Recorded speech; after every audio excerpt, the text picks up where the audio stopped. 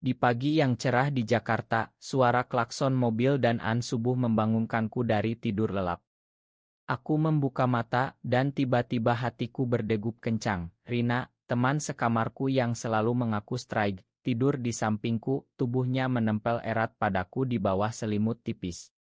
Sebelum aku bisa bereaksi, dia membuka mata, menatapku dengan pandangan yang tak pernah kulihat sebelumnya, dan tanpa kata-kata, dia mencium bibirku dengan lembut tapi penuh hasrat, membuat dunia seolah berhenti berputar.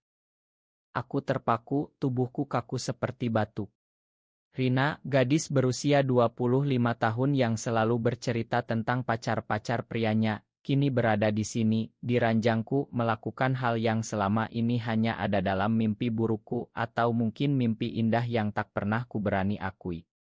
Kami bertemu 2 tahun lalu di universitas, saat aku mencari teman sekamar untuk apartemen kecil di kawasan Kemang.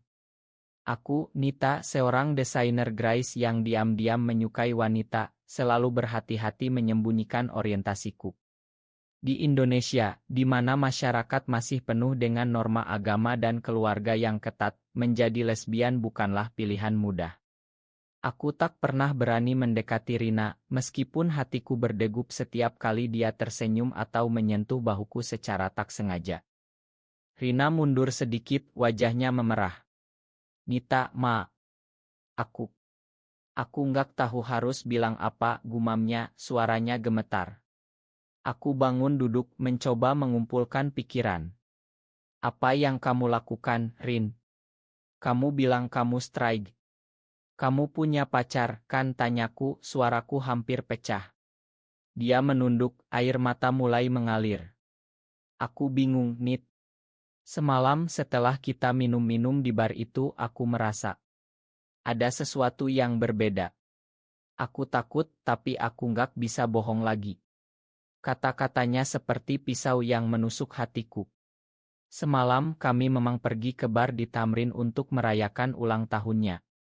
Aku minum sedikit, tapi Rina mabuk berat. Aku ingat membantunya pulang, tapi sisanya kabur. Pagi itu, kami duduk di dapur apartemen, secangkir kopi hitam di tangan masing-masing. Rina menceritakan semuanya, bagaimana dia selalu merasa ada yang salah dalam hubungannya dengan pria, bagaimana dia sering memikirkan wanita tapi menekannya karena takut pada keluarganya di Bandung yang konservatif. Ayahnya seorang ustadz, ibunya guru agama. Mereka akan bunuh aku kalau tahu, katanya sambil menangis. Aku mendengarkan, hati campur aduk antara senang dan takut. Senang karena mungkin ada harapan, tapi takut karena aku tahu betapa berbahayanya ini. Di Indonesia, meskipun hukum tak melarang secara eksplisit, masyarakat bisa menghancurkan hidupmu. Teman-teman, keluarga, pekerjaan, semua bisa hilang. Malam itu, kami berbicara panjang lebar. Aku ceritakan pengalamanku, bagaimana aku pertama kali sadar saat SMA di Surabaya, bagaimana aku menyembunyikannya dari orang tua yang mengharapkan aku menikah dengan pria baik-baik. Aku pernah pacaran diam-diam dengan seorang gadis di kampus, tapi akhirnya putus karena tekanan, kataku. Rina mendengarkan dengan mata melebar. Aku nggak mau jadi seperti itu, Nit. Tapi aku juga nggak bisa bohong terus. Kami memutuskan untuk menjaga rahasia ini, setidaknya untuk sementara. Tapi deep down, aku tahu ini baru permulaan dari badai yang akan datang. Beberapa hari kemudian, konflik mulai muncul. Rina mulai menarik diri dari pacarnya, Andi, seorang pegawai bank yang tampan dan mapan. Andi curiga, sering menelepon dan datang ke apartemen. Suatu sore saat aku pulang kerja, aku mendengar mereka bertengkar di ruang tamu. Kamu berubah, Rin. Apa ada orang lain? Tanya Andi dengan suara tinggi. Rina diam, tapi matanya melirikku yang berdiri di pintu. Aku cepat-cepat masuk kamar, tapi hati gelisah. Malam itu, Rina datang ke kamarku menangis lagi. Aku putus sama Andi. Aku bilang aku butuh waktu sendiri. Aku memeluknya, tapi ada rasa bersalah. Apakah aku yang menyebabkan ini? Apakah ini benar? Keluarga Rina mulai curiga. Ibunya menelepon setiap hari, bertanya kenapa Rina tak lagi bicara tentang Andi. Kamu harus segera menikah, Rin. Umurmu sudah 25, kata ibunya suatu kali lewat speakerphone. Rina pucat dan setelah telepon ditutup, dia marah-marah. Mereka nggak ngerti, Nit. Mereka pikir pernikahan itu segalanya. Aku mengangguk, tapi dalam hati aku ingat orang tuaku sendiri. Mereka di Surabaya selalu bertanya kapan aku bawa pulang calon suami. Aku belum berani bilang apa-apa. Hubungan kami mulai berkembang. Kami mulai berciuman lagi, tapi tak lebih dari itu. Ini bukan tentang nafsu, tapi tentang emosi yang terpendam. Tapi tekanan dari luar semakin kuat. Teman-teman di kantor mulai bergosip tentang kami yang terlalu dekat. Suatu hari, sahabatku, Lina, bertanya langsung, Nit, kamu dan Rina. Apa kalian? Aku menyangkal, tapi hatiku sakit. Ini adalah awal dari konflik yang lebih besar, di mana setiap pilihan membawa konsekuensi. Hari-hari berlalu dengan ketegangan yang semakin menumpuk. Rina dan aku mencoba menjalani hari seperti biasa, tapi setiap sentuhan, setiap pandangan terasa seperti bom waktu. Suatu malam, kami duduk di balkon apartemen, memandang lampu-lampu kota Jakarta yang berkelap-kelip. Nit, aku takut kalau keluargaku tahu, kata Rina sambil memegang tanganku. Aku menghela napas. Aku juga, Rin. Tapi kita harus kuat. Tapi dalam hati aku ragu. Apakah ini layak? Apakah cinta ini cukup untuk melawan seluruh dunia? Konflik pertama meledak saat keluarga Rina datang berkunjung tanpa pemberitahuan. Ayah dan ibunya tiba di pagi hari, membawa oleh-oleh dari Bandung. Mereka melihat kami berdua di dapur, masih mengenakan piyama, dan suasana langsung tegang. Rina, kenapa kamu nggak cerita lagi soal Andi? Tanya ibunya sambil menatapku curiga. Rina gugup, Ma, aku lagi fokus kerja dulu. Ayahnya dengan suara tegas, kamu harus ingat nilai-nilai keluarga kita. Jangan sampai tersesat. Kata-katanya seperti pukulan bagi Rina. Setelah mereka pergi, Rina menangis histeris. Mereka akan benci aku, Nit. Aku mencoba menenangkannya, tapi konflik internalku sendiri mulai muncul. Aku ingat masa kecilku di Surabaya, di mana ayahku selalu bilang bahwa pernikahan adalah kewajiban. Aku pernah mencoba dating pria untuk menyenangkan mereka, tapi itu hanya membuatku depresi. Kini, dengan Rina, aku merasa hidup, tapi juga takut. Apakah aku egois karena membiarkan ini berlanjut? Beberapa minggu kemudian, betrayal pertama terjadi. Rina bertemu dengan teman lamanya, seorang wanita bernama Sari yang juga lesbian tapi lebih terbuka. Sari mengajak Rina ke komunitas lesbi di Jakarta, dan Rina pergi tanpa bilang padaku. Saat aku tahu, aku marah. Kenapa kamu nggak ajak aku, Rin? Kamu malu sama aku. Rina menjawab, aku butuh ruang sendiri, Nit.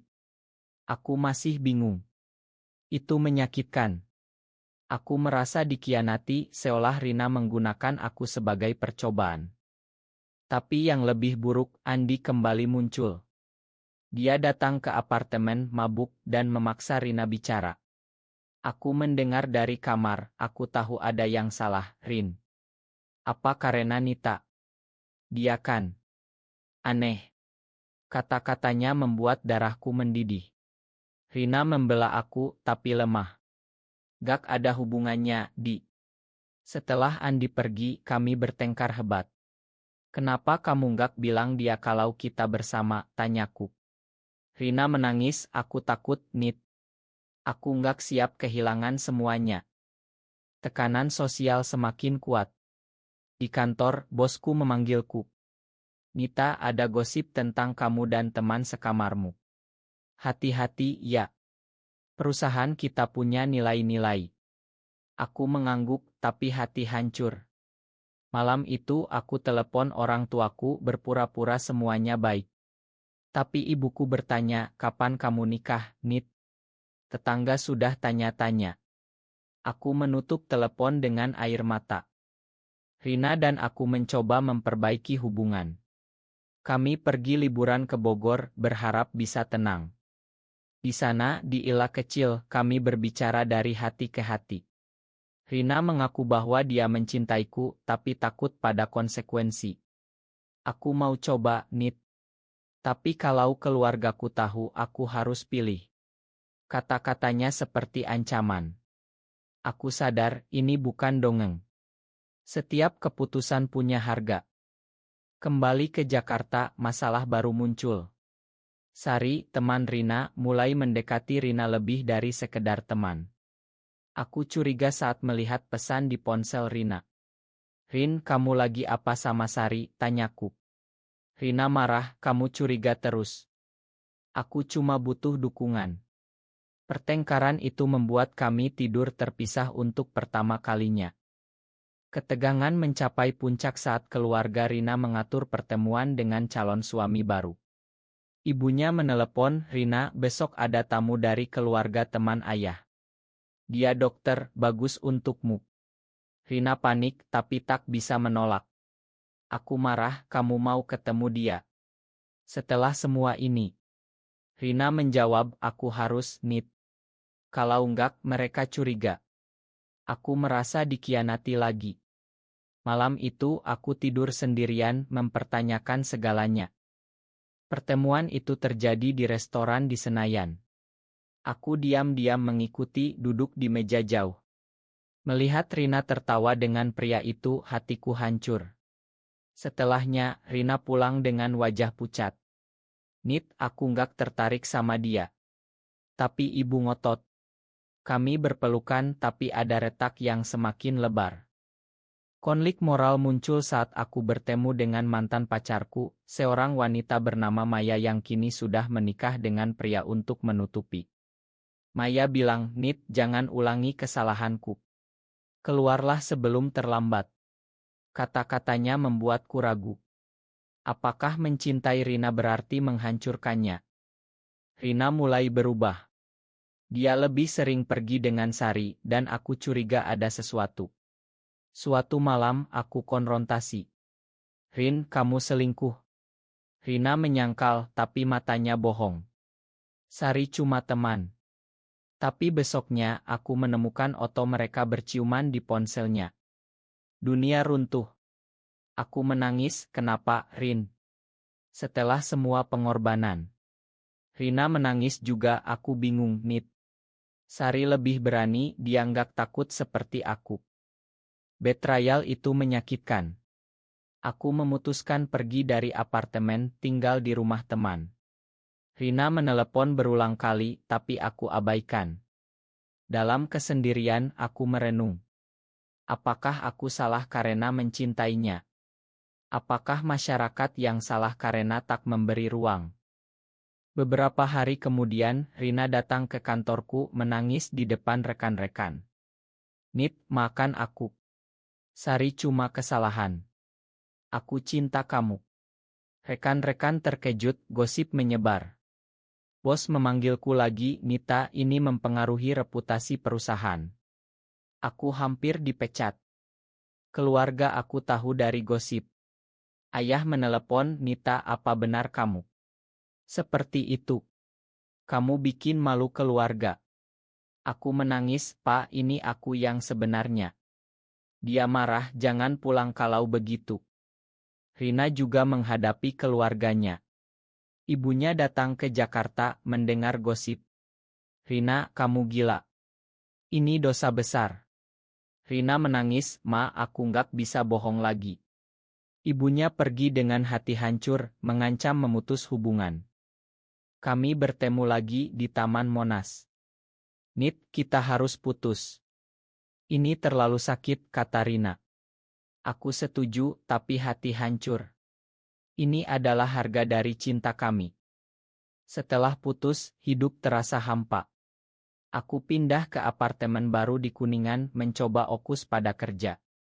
Tapi setiap malam, aku ingat Rina. Rina juga menderita. Dia menelepon suatu malam, Nit, aku nggak bisa tanpa kamu. Tapi aku tolak, kita sudah bayar harganya, Rin. Konflik baru muncul saat Sari menghubungiku. Nita, Rina depresi. Dia butuh kamu. Aku marah, ini gara-gara kamu. Sari bilang, aku cuma ingin bantu. Komunitas bisa dukung kalian. Aku ragu, tapi akhirnya pergi ke pertemuan komunitas di Jakarta Selatan. Di sana aku bertemu orang-orang seperti kami berbagi cerita. Satu wanita bilang di Indonesia, kita harus berjuang. Tapi cinta itu layak. Itu membuka mataku. Aku hubungi Rina, Rin, ayo kita coba lagi. Tapi kali ini kita hadapi bersama. Rina setuju. Kami mulai lagi, tapi dengan hati-hati. Keluarga Rina memutus hubungan, dia kehilangan dukungan finansial. Aku bantu dia, tapi itu berat. Orang tuaku juga marah, tapi ibuku mulai melunak setelah aku cerita panjang lebar. Tekanan masyarakat tak berhenti. Di media sosial, ada hate comment setelah oto kami bocor. Lesbian najis, tulis seseorang. Kami laporkan, tapi itu melelahkan. Suatu hari, Rina dihadang oleh Andi dan teman-temannya. Kamu sudah rusak Rina, kata Andi. Rina lari pulang, trauma. Aku peluk dia, kita kuat, Rin. Kami memutuskan untuk pindah ke Bali, mencari kehidupan baru. Di sana, komunitas lebih terbuka. Tapi perjalanan tak mudah. Rina kehilangan pekerjaan karena gosip, aku juga struggle. Dalam perjalanan itu, kami belajar tentang pengorbanan. Rina bilang, Nit, aku rela kehilangan keluarga demi kamu. Aku jawab, dan aku rela hadapi dunia demi kita. Tapi ada momen keraguan. Saat Rina sakit, ibunya datang, tapi dengan syarat, putus sama Nita, baru mama makan. Rina menolak, Ma, ini pilihan aku. Ibunya pergi lagi. Di Bali, kami mulai membangun hidup baru. Aku dapat kerja sebagai relancer, Rina buka usaha kecil. Komunitas mendukung, tapi masa lalu masih menghantui. Suatu malam, Rina mendapat telepon dari ayahnya, pulanglah, Rin. Kami makan kalau kamu berubah. Rina tergoda, Nit, mungkin aku harus coba. Aku marah setelah semua ini. Pertengkaran besar terjadi. Rina pergi ke Bandung meninggalkanku sendirian. Aku depresi, mempertanyakan segalanya. Apakah cinta ini salah? Apakah masyarakat yang benar? Beberapa minggu kemudian, Rina kembali dengan wajah penuh penyesalan. Nit, aku nggak bisa. Aku bilang pada mereka yang sebenarnya. Keluarganya marah, tapi Rina memilih kami. Ini harga yang harus kubayar, katanya. Kami menikah secara simbolis di komunitas, meskipun tak diakui hukum. Hidup mulai stabil, tapi luka masih ada. Kami belajar dari kesalahan, dari betrayal, dari pengorbanan. Tapi pertanyaan tetap, apakah mencintai seseorang dengan gender yang sama selalu berakhir dengan pengorbanan besar, atau bisakah masyarakat berubah untuk menerima kami apa adanya? Apakah pilihan Rina untuk tetap bersama Nita adalah benar, atau seharusnya dia mengikuti norma keluarga untuk menghindari penderitaan?